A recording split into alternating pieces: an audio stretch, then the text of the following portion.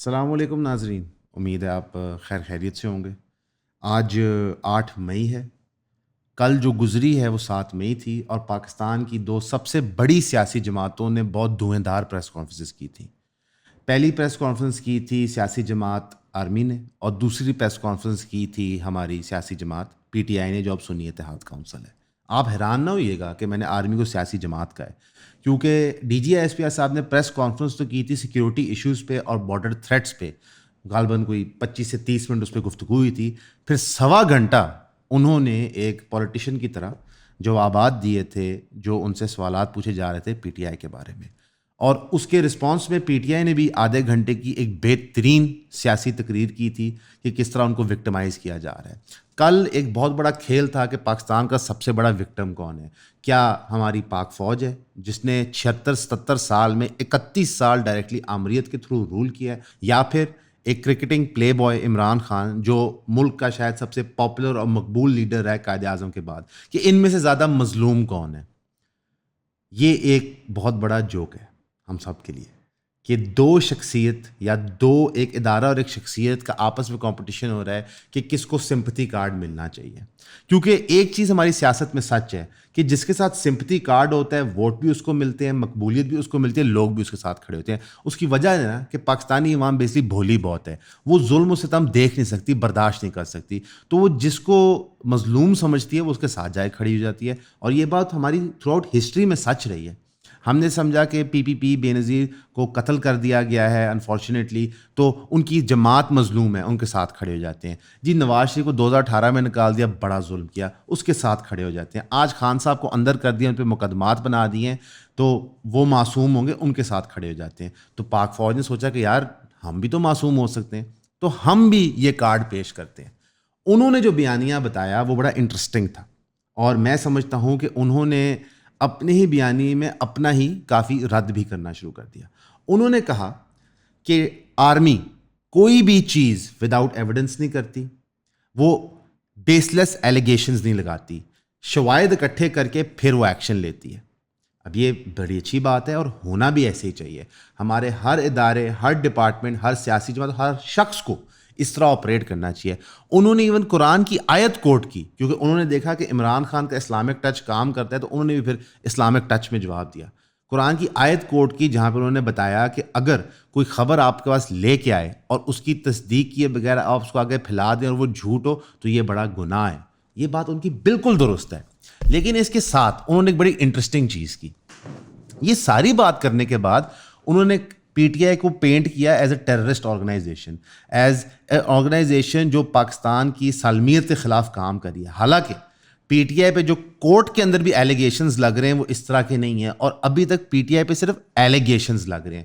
تو جو بندہ آپ کو کھڑے ہو کے کہہ رہا ہے کہ آرمی صرف ایویڈنسز کے ساتھ بات کرتی ہے، اور ساتھ ہی وہ ون سائیڈڈ ورڈکٹ سنا دیتا ہے، چاہے وہ 9 مئی پہ ہو، چاہے پی ٹی آئی پہ ہو، چاہے 2014 کے دھرنے پہ ہو، چاہے پی ٹی وی کے اٹیک پہ ہو، اس کا کیا مطلب ہے؟ کہ بھائی جو رولز ہمارے ملک میں بنے ہیں یہ عام عوام کے لیے ہیں، ہمارے لیے نہیں ہیں۔ اور ساتھ ہی ساتھ انہوں نے ایک اور بات کی، انہوں نے کہا کہ آرمی کے اندر ایک بہترین جسٹس کا نظام ہے جو بڑا سوئفٹ اور فیئر ہے، اور ہم ہر وقت انٹرنل آڈٹ کر رہے ہوتے ہیں۔ یہ اسی طرح ہے کہ میں جو سلمان کا باس ہوں اس دفتر کے اندر کہوں کہ میں بڑا اچھا باس ہوں اور سلمان دلی دل مجھے کوس رہا ہو۔ ایسے نہیں ہوتا۔ آپ اپنے ہی ادارے کی تعریف اپنے منہ سے نہیں کر سکتے، لیکن نہیں، انہوں نے صرف اپنے منہ سے نہیں کی، ساتھ انہوں نے ایک اور حوالہ بھی دیا جو میں کہتا ہوں کمال۔ انہوں نے کہا آپ جتنے سروے پاکستان میں کراتے ہیں تو سب سے زیادہ کانفیڈنس عوام کو جس میں ہے وہ پاکستان آرمی ہے۔ ابھی ریسنٹلی ایک سروے ہوا ہے، انہوں نے جب یہ چیک کیا کہ کون سا سب سے مقبول ادارہ ہے پاکستان کا، تو انہوں نے کہا پاکستان آرمی۔ جناب پاکستان آرمی کوئی پاپولیرٹی کانٹیسٹ تو لڑنے نہیں آئی، سیاسی جماعت تو ہے نہیں، تو اس سے کیا فرق پڑتا ہے کہ لوگ اس کے بارے میں کیا سوچتے ہیں یا کیا نہیں سوچتے۔ اسی کے ساتھ ساتھ انہوں نے ایک اور چیز یہ فرمائی کہ جو یہ مقبول جماعت ہے جس کو آپ بڑا مقبول سمجھتے ہیں، وہ مقبول تو نہیں ہے، صرف عوام کے 7% نے اس کو ووٹ کیا۔ کمال کرتے ہیں آپ سر، ایک سیاسی جماعت کو آپ نے الیکشن ہی نہیں لڑنے دیا، ان کو کیمپین ہی نہیں کرنے دیا، اس کے باوجود بقول ان کے وہ 180 سیٹیں جیت گئی ہیں، اور ایوریج ایسٹیمیٹ شاید 120-25 کا ہے جو زیادہ تر لوگ اگری اپون کر رہے ہیں، تو وہ سب سے مقبول جماعت تو بن گئی ہے۔ آپ نے ہر مہرہ، ہر فارمولہ ٹرائی کیا اس کو ہرانے کے لیے، وہ نہیں ہار پائی۔ یہ سمپلی فیکٹ ہے جو آپ کو بہت پسند ہے. اس سب کے اندر آپ ضرور سوچتے ہوں گے کہ بھائی ان کو یہ باتیں کرنے کی ضرورت کیا تھی, اور ہم بھی یہ سوچتے ہیں کہ بھائی پریس کانفرنس جو تھی وہ اصل کے اندر پاکستان کے بارڈر سیکیورٹی کنسرنس کے بارے میں تھی, افغان بارڈر کے اسپیشلی, اور جو ٹی ٹی پی پچھلے 1.5-2 سال سے کافی زیادہ حملے در حقیقت کر رہی ہے, اس کے خلاف آرمی کیا آپریشن کر رہی ہے. اس کیپیسٹی میں ان کی جو بیان تھا وہ بڑا اچھا تھا اور درست تھا. اس کے بعد انہوں نے اس بیانیے کو چھوڑ کے ٹوٹل ایک پولیٹیکل بیان پیش کیا. لیکن آج ہم اس پوری پریس کانفرنس میں سے 3 چیزوں کی بات کرنا چاہتے ہیں. ایک, پاکستان کے دشمن کون ہیں. 2, 9 مئی ورسز 8 فروری. اور 3, سوشل میڈیا سچ ہے یا جھوٹ. سب سے پہلی بات پہ آتے ہیں. D G I S P R صاحب نے فرمایا کہ پاکستان کو اس وقت بہت بڑی تھریٹ ہے ٹی ٹی پی جو افغانستان کے اندر پناہ لے رہی ہے. افغانستان نے جو معاہدے پاکستان کے ساتھ دنیا بھر میں کیے ہیں کہ وہ پناہ گاہ نہیں بنیں گے ٹیررسٹ, یہ سارے انہوں نے توڑ دیے. ساتھ ہی انہوں نے ایونٹس گنوانا شروع کیے جو ٹی ٹی پی نے اور مختلف ٹیررسٹ فیکشنز نے پاکستان میں ایکٹیویٹیز پرفارم کیے, اور انہوں نے ایک بڑی کلاسک جملہ استعمال کیا کہ ہمارے اتنے لوگ شہید ہو کے جنت پہنچ گئے اور اتنے ٹیررسٹ جہنم پہنچ گئے. اس کا مطلب ہے کہ پاکستان کا جو نیریٹو تھا ٹورڈز افغان مجاہدین وہ کمپلیٹلی چینج کر گیا.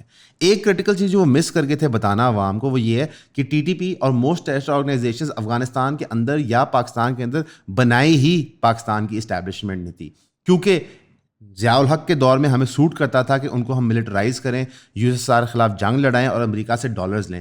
اور جب ہم نے وار آن ٹیرر کی تو ہم نے ایک ڈیول پالیسی کھیلی کہ ایک طرف سے ہم امریکہ کے پیسے لیتے تھے افغانستان میں حملے کرنے کے لیے, حملے اسسٹ کرنے کے لیے, اور دوسری طرف ہم پیسے کما رہے تھے افغان مجاہدین اور ٹیررسٹ کو عام کر کے, یعنی کہ ہم نے دگنا منافع کمایا.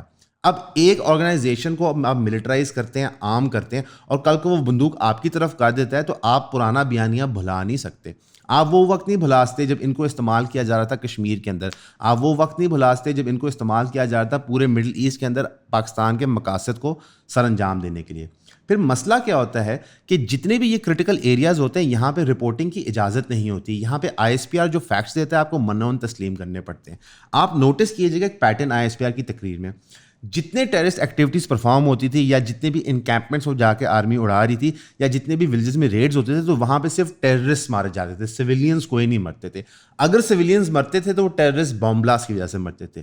یہ وہی بیانیہ ہے جو امریکہ نے افغانستان اور عراق کے بارے میں دیا اور اسرائیل جو ہے فلسطین کے بارے میں دے رہا ہے.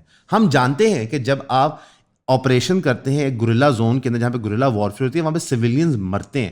اپنی عوام کو بیوقوف مت سمجھیں, ان کو سچ بتائیں کہ یار ہم سے کرٹیکل ایرر ہو گیا تھا جب ہم نے ٹیررسٹ آرگنائزیشن کو سپورٹ کیا تھا, ہماری توبہ, اب ہم ان سے جان چھڑائیں گے. اس کے اندر شاید سویلینز مریں, لیکن جب آپ ایک ہولیر دین داؤ یعنی کہ گو ماتا ٹائپ پکچر پینٹ کرنے کی کوشش کرتے ہیں تو پھر پورا کا پورا آپ کا وار ایفرٹ ضائع ہو جاتا ہے. کیونکہ میرے جیسے اور کئی اور لوگ یہ اٹھ کے کہتے ہیں کہ سر کیسے ہوتا ہے کہ آپ کو وزیرستان کے اندر سویلین ولیجز کے اوپر ریڈ کرتے ہوئے سویلینز نہیں مارے جا رہے, اور جو سویلینز مارے جا رہے ہیں ایکسیڈنٹلی, کیونکہ ہمیں نہیں لگتا آرمی انٹینشنلی لوگوں کو مارتی ہے, جو ایکسیڈنٹلی سویلینز مارے جاتے ہیں وار زون کی وجہ سے, کل کو وہ ٹیررسٹ کیسے نہیں بنیں گے؟ اس عمل کو روکنے کے لیے آپ کیا کر رہے ہیں؟ لیکن یہ تب ہی ہوتا ہے کہ وہاں فری اینڈ فیئر رپورٹنگ ہو. پھر اسی لائن آف کوشچننگ میں ایک شخص نے سوال پوچھا تھا مسنگ پرسنس کے بارے میں, تو وہاں پہ D G I S P R صاحب نے فرمایا تھا کہ مسنگ پرسنس کا case out of proportion blow up کیا جاتا ہے. پاکستان ایک ڈیولپنگ کنٹری ہے اور ڈیولپڈ کنٹریز میں اس سے زیادہ بھی مسنگ پرسنس کے کیسز ہوتے ہیں, اور انہوں نے اس طرح کا تاثر دینا دیا کہ جی مسنگ پرسنس کیسز جو ہیں وہ ہائیلی انفلیٹڈ نمبرز ہیں. کوئی گھر سے بھاگ جاتا ہے وہ بھی مسنگ پرسن ہے, کوئی ڈنکی لگا کے لندن چلا جاتا ہے وہ بھی مسنگ پرسن ہے, بی ایل اے والے بھی مسنگ پرسن لسٹ میں کاؤنٹ ہوتے ہیں. اور ان ریالٹی صرف 10,000 لوگ ہیں according to an independent organisation, بار بار وہ کہتے ہیں انڈیپینڈنٹ, جنہوں نے ڈیڈیوس کیا کہ صرف 10,000 لوگ ایکچولی مسنگ پرسنز ہیں پاکستان میں, جن میں سے غالباً 7,000 لوگوں کے کیسز کنکلوڈ ہو گئے ہیں. یہاں لفظ انہوں نے استعمال کیا کنکلوڈ, انہوں نے یہ نہیں کہا کہ وہ مل گئے ہیں, وہ گھر واپس چلے گئے, کنکلوڈ انہوں نے اس لیے کہا کنکلوڈ کیونکہ زیادہ تر وہ مرے ہوئے ملے ہیں, ان کی باڈیز تلاش ہوئی ہیں, یہ پتہ چلا ہے کہ وہ اب زندہ نہیں ہیں. تو یہاں پہ بڑا ایک اہم سوال بنتا ہے کہ جو 7,000 لوگوں کے کیسز کنکلوڈ ہیں ان میں سے اگر 1,000 2,000 3,000 4,000 مر گئے تو وہ کیسے مرے اور کیوں مرے, اور وہ اٹھائے کیوں گئے تھے ان دا فرسٹ کیس؟ لیکن کیونکہ ظاہر ہے فالو اپ کا کوئی عمل نہیں تھا کوشچن کا, تو یہ سوال پوچھا نہیں جا سکتا تھا. تو مسنگ پرسنز کے کیسز کو اس طرح ایک چھوٹی سی چیز پیش کرتے ہیں میرے خیال سے بڑی غلط بات ہے، اسپیشلی جب مارنگ بلوچ ایک ینگ بلوچی خاتون آل دا وے اسلام آباد آئی ہے احتجاج کرنے انٹرم گورنمنٹ کے اندر، جہاں پہ وہ یہ پلائٹ ریز کریے کہ آپ انسنٹ لوگوں کو اٹھا رہے ہو صرف اس لیے کہ وہ بلوچستان کے حقوقوں کی بات کر رہے ہیں. ہسٹوریکلی پاکستان نے ایک بڑا کرٹیکل ایرر ہمیشہ بنایا ہے کہ ہم نے کچھ ایریاز کو پریفرینشیل ٹریٹمنٹ دی ہے، کچھ قوموں کو پریفرینشیل ٹریٹمنٹ دیا ہے. اچھا انٹرسٹنگلی انف اس کی بات بھی ڈی جی صاحب نے کی تھی جب D G I S P R نے کہا کہ پاکستانی ہونا پہلے ضروری ہے، بعد میں آپ کا مذہب، قوم، لسانی رابطے یہ چیزیں میٹر کرتی ہیں. ہمارا ایسے ایک پرنسپل اختلاف ہے، ہمارے خیال سے مذہب سب سے اوپر ہے، پھر نیشنل انٹیگریٹی آتی ہے، سب سے پہلے ہم مسلمان ہیں اور پھر ہم پاکستانی ہیں. لیکن بہرحال اس کو ہم اگنور کرتے ہوئے بات کرتے ہیں، لیکن یہ تو ہماری ہسٹوریکل پالیسیز میں سچ نہیں رہا. ہم نے ساری عمر بنگالیوں کو 2 ٹکا کہا، اب تو خیر ٹکا روپی سے بہتر ہو گیا، لیکن ان کو ہم نے چھوٹا محسوس کیا کیونکہ وہ ہماری قوم سے نہیں تھے، وہ ہماری ذات سے نہیں تھے، وہ ہماری ایسوسیشن سے نہیں تھے. ہم نے ساری عمر پٹھانوں پہ لطیفے بنائے تھے، مذاق کیا تھا کیونکہ وہ بھی اگین نارتھ پنجاب سے نہیں تھے. ہم نے کہا تھا سندھ تو ہے ہی چوروں ڈکیتوں کا علاقہ، بلوچستان میں تو ہیں یا غریب لوگ یا پھر بیٹھے ہوئے فیوڈل لارڈز. ایسے نہیں ہیں، ہر جگہ بڑی ڈائیورس پاپولیشن ایگزسٹ کرتی ہے اور اس کا عزت اور احترام کرنا چاہیے، اور جب وہ کھڑے ہو کے اپنا حق مانگے تو اس کو ڈسمس نہیں کرنا چاہیے، یہ غیر مناسب بات ہے. پوائنٹ نمبر 2، 9 مئی ورسز 8 فروری. اب انٹرسٹنگ انف کسی بندے نے یہ سوچا بھی نہیں تھا کہ 9 میں جو ایکٹیویٹی پرفارم ہوئی تھی جو ایک افسوسناک ایکٹیویٹی تھی، آلدو ہم نہیں اگری کرتے کہ جس اسکیل میں وہ پریزنٹ کی جاتا ہے کہ 9 مئی کا ثانیہ ہو گیا جس میں الحمدللہ اللہ کا شکر ہے کوئی بندہ نہیں فوت ہوا، کسی کو جانی نقصان نہیں ہوا، اتنے بڑے ثانیے کو کمپیئر کرنا 8 فروری کے ساتھ.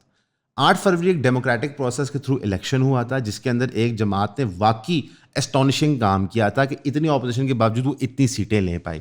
بہت سارے لوگ آپ کو کہتے ہیں کہ جی 2018 میں بہت اپوزیشن تھی نواز شریف کو، لیکن اس کا ووٹر اتنا ایکٹیو نہیں تھا کہ وہ اس کو اتنی سیٹیں دلوا پائے. انفیکٹ پی ٹی آئی کے ووٹر نے آؤٹ اسٹینڈنگلی پرفارم کیا تھا. ویدر اور ناٹ آپ نے پی ٹی آئی کے لیے ووٹ کیا ہے یا نہیں، آپ کو پتہ ہے ایون کے اوپر ہم سب مختلف جماعتوں کے لیے ووٹ کرتے ہیں، یہ سلمان نے پی ایم ایل این کے لیے ووٹ کیا تھا.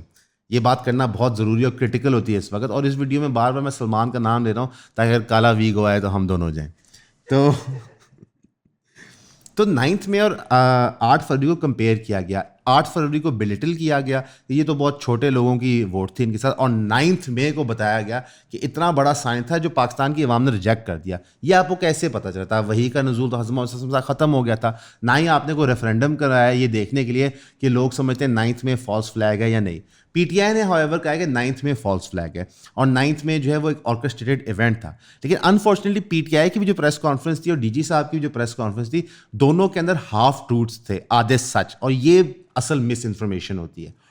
According to D G I S P R صاحب، ہسٹری پاکستان کی شروع ہوئی 2014 سے، کیونکہ جب جوڈیشل کمیشن کا سوال کیا گیا اسی لائن آف کوشچننگ میں تو انہوں نے کہا جی بالکل جوڈیشل کمیشن بنائیں، حالانکہ واضح ہے کیا ہوا ہے، کس نے کیا کیا 9 مئی کے حوالے سے اور سب کو پتہ ہے، لیکن آپ بنائیں جوڈیشل کمیشن. لیکن وہ جوڈیشل کمیشن یہ بھی چیک کرے کہ 2014 کے دھرنے کیوں ہوئے تھے، کس نے کرائے تھے، پی ٹی وی پہ حملہ کس نے کرایا تھا، سیاسی جماعتوں کے اندر مداخلت کس نے کی تھی.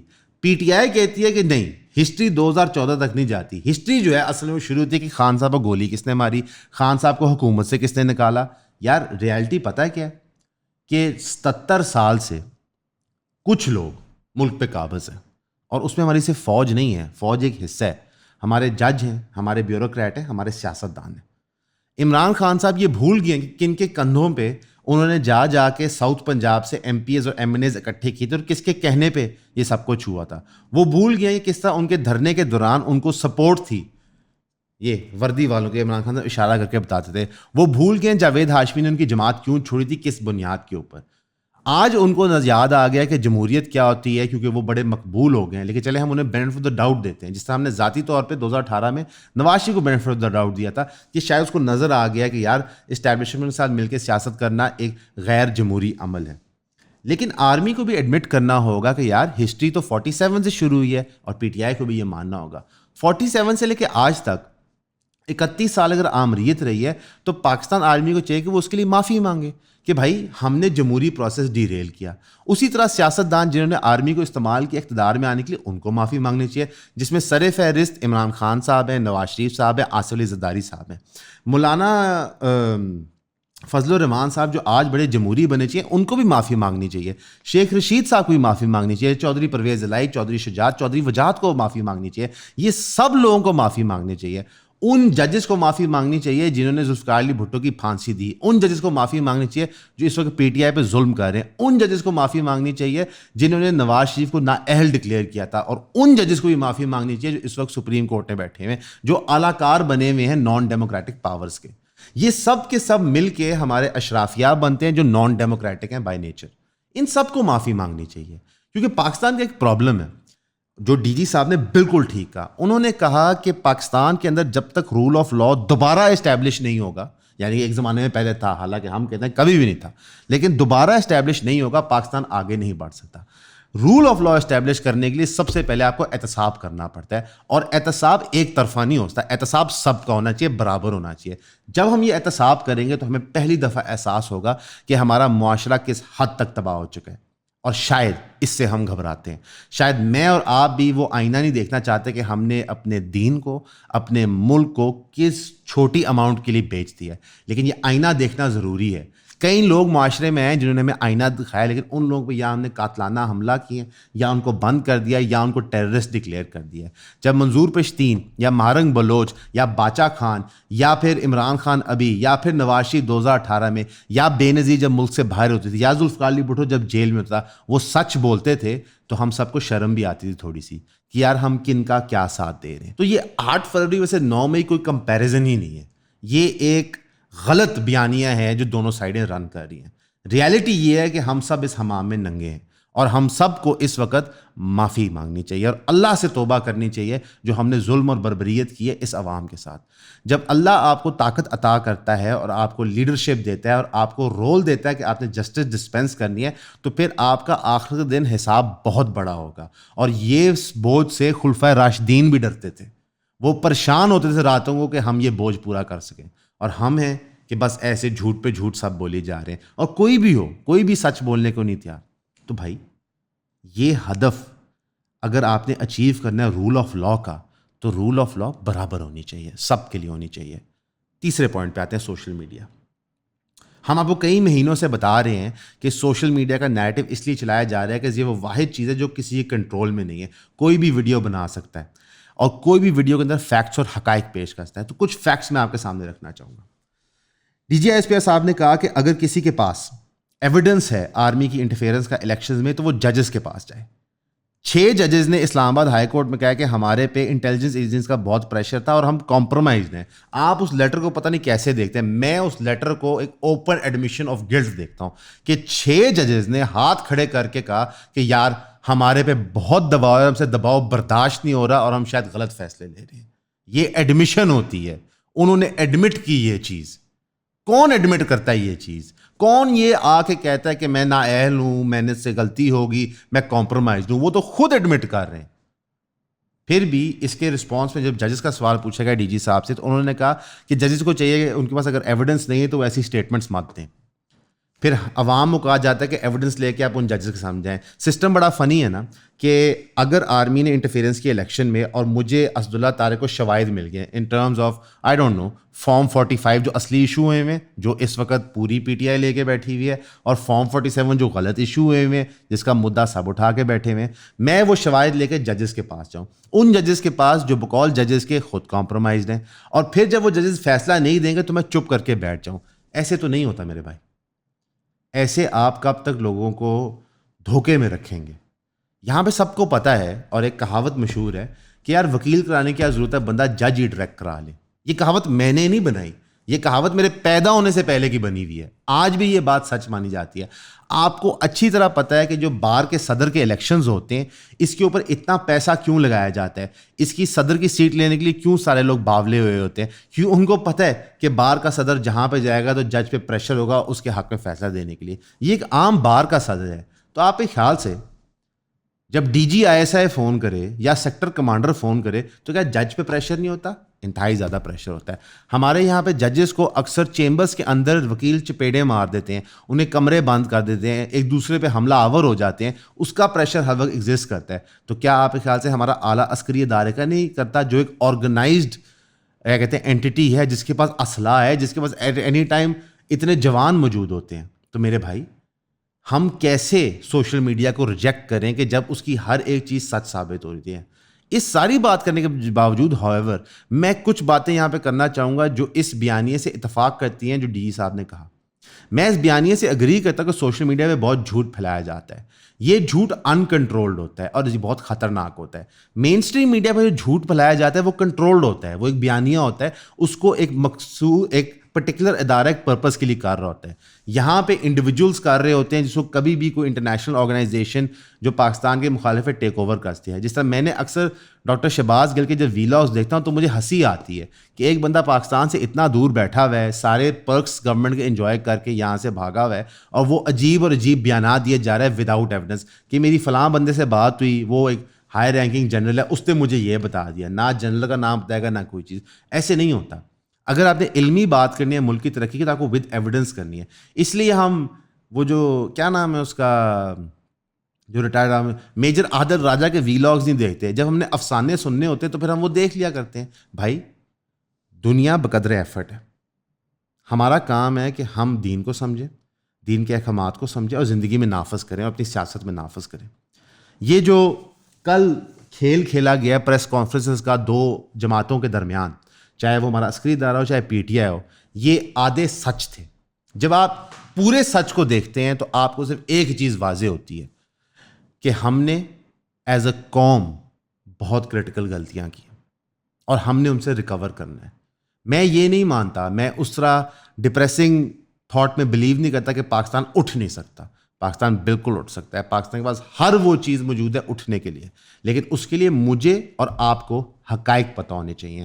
ہمیں ہماری ہسٹری پتہ ہونی چاہیے, ہمیں ہمارا ٹوڈے پتہ ہونا چاہیے, ہمیں یہ پتہ ہونا چاہیے کب ہم سے جھوٹ بولا جا رہا ہے, کب ہم سے سچ بولا جا رہا ہے. اور یہاں پہ ایون پہ ہمارا صرف ایک ہی مقصد ہے بھائی, کہ جتنا سچ آپ تک پہنچا سکیں. اس کی بنیادی وجہ یہ ہے کہ نہ ہم کسی پارٹی کا چورن بیچنا چاہتے ہیں, نہ کسی اسٹیبلشمنٹ کا بیانیہ, نہ کسی کاروباری کا آئیڈیا. ہم آپ کو یہ دکھانا چاہ رہے ہیں اور خود بھی دیکھ رہے ہوتے ہیں کہ بھائی کس طرح اشرافیہ نے پاکستان کو لوٹا ہے ہر شکل میں, چاہے وہ سیاستدان کی شکل میں ہو, چاہے فیوڈل لارڈ کی شکل میں ہو, چاہے انڈسٹریلسٹ کی شکل میں ہو, چاہے ریل اسٹیٹ ڈیولپر کی شکل میں ہو, چاہے جج کی شکل میں ہو, چاہے بیوروکریٹ کی شکل میں ہو, چاہے آرمی کی شکل میں ہو. ان سب نے لوٹا ہے. ادھر سوری میں ایک اور بات ایڈ کرنا چاہوں گا, وہ کافی ساری باتوں میں رہ گئی. یہاں پہ ایک سوال یہ بھی پوچھا گیا کہ فوجی فرٹیلائزر, AWT اور XYZ جو بزنسز ہیں پاکستان آرمی کی, یہ ان پہ بڑے سوال و جواب ہوتے ہیں. تو اس پہ ڈی جی صاحب نے کہا کہ جی 260 ارب ہم تھرو آر بزنسز اور 100 ارب ڈائریکٹلی آرمی سرکار کو ٹیکس دیتی ہے, اور 360 ارب ہم ٹیکس دیتے ہیں, اور جتنے ہم بزنسز رن کرتے ہیں اس کا 1 روپیہ ہم سرکار سے نہیں لیتے. میں آپ کی بات کو اور بڑا کرتا ہوں سر, آپ 360 ارب نہیں, آپ 3600 ارب ٹیکس دیتے ہیں. میں یہ دعویٰ کر رہا ہوں کہ 3600 ارب آپ کی بزنسز ٹیکس دیتی ہیں. لیکن میرا ایک معصومانہ سوال ہے, آپ مجھے یہ بتا دیں کہ وہ بزنسز کھڑے کیسے ہوئے, انہوں نے گروتھ کیسے کی. آپ مجھے یہ بتا دیں کس طرح ان کے اندر کمپٹیشن نہیں ہے. آپ مجھے یہ بتا دیں کہ پورے پاکستان میں نیشنل لیول پہ ٹھیکہ صرف FWO کو کیوں ملتا ہے, صرف ٹینڈر وہ ہی کیوں لے پاتے ہیں, باقی نیشنل کمپنیز ان کے ماتحت کیوں ہو گئی ہیں. آپ یہ مجھے بتا دیں کہ DHA نے اپنی سپریٹ اتھارٹی کیوں بنائی اور لوکل باڈیز جیسا LD ہے, RD ہے, CD ہے, KD ہے, اس سے باہر کیوں نکلے. آپ مجھے یہ بتا دیں کہ جو آرمی کو ملٹری فارمز کا لینڈ الاٹ ہوتا ہے وہ کس طرح اب الاٹ ہو رہا ہے گریٹوٹی کے اندر آفیسرز کو جب وہ ریٹائر ہو رہے ہیں. آپ مجھے یہ بتا دیں کہ جو آپ کو کنٹونمنٹ کی لینڈز الاٹ ہوتی ہیں for residential purposes and garrison movement purposes, ان کو آپ کمرشل یوزز کیسے کریں. بھائی میرے سب نے اس ملک میں جہاں پہ جو ایڈوانٹیج ملا ہے لی ہے. تو کوئی بندہ یہ نہ کلیم کرے کہ ہم بالکل پاک پوتر ہیں. اگر ہم فیکٹس پہ آ جائیں, اگر یہ ساری ایجنسیز اور ہماری سیاسی جماعتیں اپنے آپ کو کھولیں, اپنے سینے کھولیں اور آڈٹ ہونے دیں اپنے آپ کو, تو بھائی میرے بہت بڑے بڑے برج گر جائیں گے. آپ سب کا بہت شکریہ یہ سب سننے کے لیے. ہماری آپ سے ریکویسٹ ہے کہ آپ جتنی سبسکرپشن ہمیں کر سکیں کریں, اور ہمارے پیڈ ممبر بنے, کیونکہ جو کام ہم آگے کر رہے ہیں وہ انویسٹیگیٹو جرنلزم کے, اور اس میں جو ریسورسز ریکوائرڈ ہے ہمارے پاس نہیں ہیں. اس کے باوجود ہم دن میں 12-14 گھنٹے کام کر کے بہتر سے بہتر چیز آپ کے لیے بناتے ہیں. تو آپ کی سپورٹ کی ریکویسٹ ہے, اور جتنے لوگ آلریڈی سپورٹ کریں ان کا بہت شکریہ. السلام علیکم. ایون کا آپ سے وعدہ ہے کہ ہم کبھی بھی کسی کا آپ کو پیڈ چورن نہیں بیچیں گے اور اپنے کانٹینٹ کو معیاری رکھیں گے. جیسے کہ آپ کو پتہ ہے کہ آن لائن اسپیس کے اندر کانٹینٹ کریٹرز جو ہیں وہ بہت مختلف شکلوں اقسام کے ہیں, اور وہ عجیب عجیب قسم کا چورن بیچ رہے ہوتے ہیں. پیڈ پوڈ کاسٹ ہوتی ہیں, اسپانسرشپس ہوتی ہیں, وغیرہ وغیرہ. تو ہم کبھی بھی آپ کو چورن نہیں بیچیں گے. اگر ایڈ بھی دکھائیں گے کسی پروڈکٹ کا تو کوشش ہوگی کہ وہ ایک جید پروڈکٹ ہو جو سے آپ استفادہ لے سکتے ہیں اور کوئی کسی کام کی چیز ہو. تو ہماری 2 جائز ارننگ کے سورسز ہیں کہ ہم ایڈ چلا سکتے ہیں اور آپ جو ممبرشپس پرچیز کرتے ہیں. اس میں آپ کی سپورٹ ہمیں درکار ہے. ہماری ویب سائٹ کھول کے ہماری ممبرشپ پرچیز کر سکتے ہیں آپ, جس کے اندر 4 لائیو زوم سیشنز ہیں, اور مزید ان شاء اللہ تعالیٰ ہم کانٹینٹ اس کے اندر ایڈ کرتے رہیں گے. ویسے جو آپ پبلکلی کنزیوم کر رہے ہیں ہمارا کانٹینٹ کسی بھی پلیٹ فارم کے اوپر, یہ ابھی بھی فری ہے اور لانگ ٹرم بھی ان شاء اللہ تعالیٰ فری ہی رہے گا. تو اگر آپ ویب سائٹ کھول کے ہماری ممبرشپ لیں گے, جو اس کی مقررہ فیس ہے اگر آپ وہ ادا کر دیں یا اس سے بڑھ کے, that would be nice. Bye bye.